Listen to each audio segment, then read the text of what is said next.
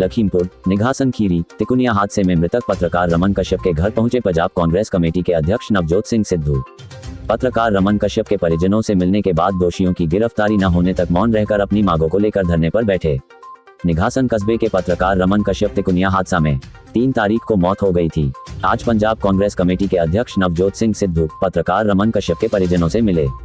इस दुख की घड़ी में ढाढस बधाया और पत्रकारों से बात करते हुए अजय मिश्रा टेनी मंत्री गृह राज्य मंत्री का इस्तीफा व दोषियों की गिरफ्तारी न होने तक मृतक पत्रकार रमन कश्यप के घर मौन धरने पर बैठे। उन्होंने कहा, किसानों को कुचलने की सोची समझी रणनीति के तहत किसानों के ऊपर गाड़ी चलाई गई है, जिसका वीडियो वायरल है। उसके बावजूद दोषी के पिता मंत्री पद पर बने हुए, ऐसे में पीड़ित परिवार प्रदेश सरकार से कार्रवाई की उम्मीद नहीं कर सकते।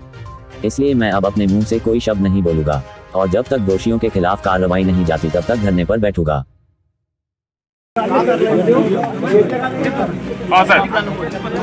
सर, भाजपा इसको पॉलिटिकल टूरिज्म बता रही है, आपका क्या कहना है इसमें? साइलेंट यार जी सिद्धू साहब। सर, क्या मुलाकात हुई, क्या परिजनों में बात की आपसे? भाई पीछे करो भाई। हेलो, हाँ आवाज क्या है? मोबाइल पीछे करिए, मोबाइल पीछे कर ले भाई, थोड़ा भाई मोबाइल पीछे कर लो यार। राहुल जी से प्रेरित होके मैं यहाँ आया हूँ और जो देखा है, जो सुना है, वो दिल दहलाने वाला है। एक जघन्य अपराध की गाथा है।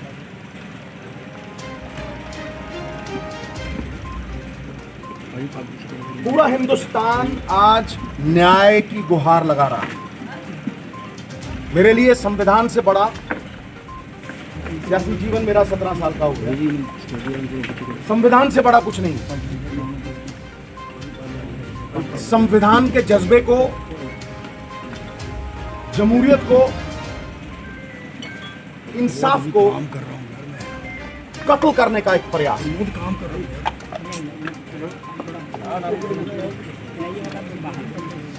इंसाफ दोहरा मापदंड नहीं अपना सकता। मानवीय जीवन का कोई पैसों से मूल्य नहीं लगा सकता, इसकी भरपाई नहीं हो सकती। मैं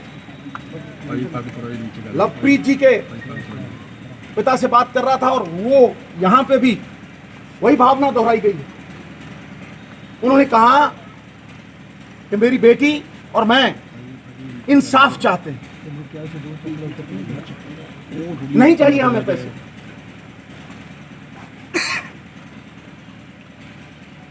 एविडेंस है, वीडियो है, एफआईआर में नाम है, विटनेस कह रहा है कि मैंने देखा, मैंने बाजू पकड़ी। एफआईआर में उसका पूरा सुरलेख है। तो फिर गिरफ्तारी इसलिए नहीं हो रही कि मंत्री जी के बेटे मुंसिफ कातिल हो गए। अगर रखवाला ही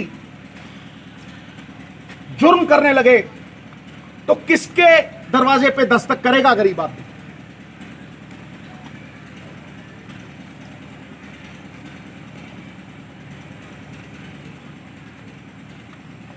बहुत हुआ। आज अगर आप किसान आंदोलन को देखेंगे तो विश्वास उठ गया इस सिस्टम से, किसान भाइयों का भी विश्वास उठ गया है।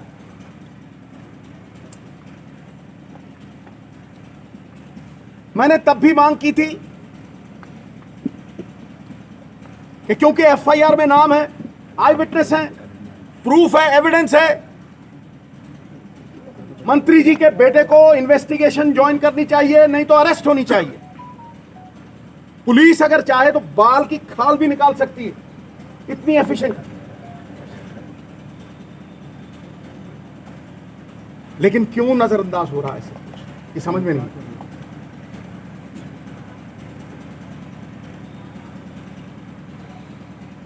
मॉरल अथॉरिटी हम लोग खोते जा रहे हैं, किरदार लुप्त होते जा रहे हैं।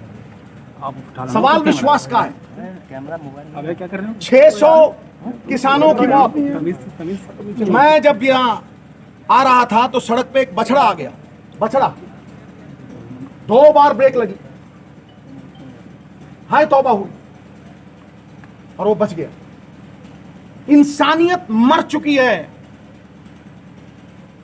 पीठ के ऊपर सोच समझ के तेज गाड़ी भगा के रौंदते हुए चले जाना कहां की इंसानियत है? यह हैवानियत है। कोई हैवान कर सकता है। इसलिए यह संविधान का बहुत बड़ा मसला है, ह्यूमन राइट्स का बहुत बड़ा मसला है। किसानों की ये जो पवित्र संघर्ष है उसमें किसी लीडर की भी आहुति होनी चाहिए, तभी ये विश्वास वापस आएगा। The image of the ugly politician has to be erased. Justice delayed is justice denied. इसलिए मैं अपने वचन का पक्का हूं, क्योंकि मोल ही उसी चीज का है। जबान का भरोसा होना चाहिए। जब तक इंसाफ दोहरा मापदंड नहीं अपना सकता कि अमीर के लिए और है, मंत्री के लिए और है, और गरीब के लिए और है, और किसान के लिए और है, उस पवित्र सत्याग्रह जो किसानों ने किया है उसके लिए लड़ना होगा। और उस सत्याग्रह में शमूलियत करनी होगी। मैं एक स्वतंत्रता सेनानी का बेटा हूं, इसलिए मैं विनम्रता से यह कहता हूं कि जब तक मिश्रा जी का जो बेटा है आशीष, उसके ऊपर कार्रवाई नहीं होती, वो इन्वेस्टिगेशन ज्वाइन नहीं करता, मैं यहां अनशन पे बैठूं, मैं भूख हड़ताल पे यहां बैठूं। कोई परवाह नहीं, कोई परवाह नहीं।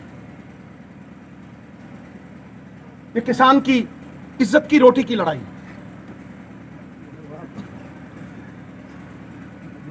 गरीब मजलूमों के हकों की लड़ाई, हक सच की लड़ाई। इसमें 1 इंच पीछे नहीं। I will not flinch nor back an inch. अनशन पर कहाँ बैठेंगे आप? यही निघासन में अभी से। मतलब जिस तरह एक सवाल इसके बाद सिद्धू साहब एक सवाल है।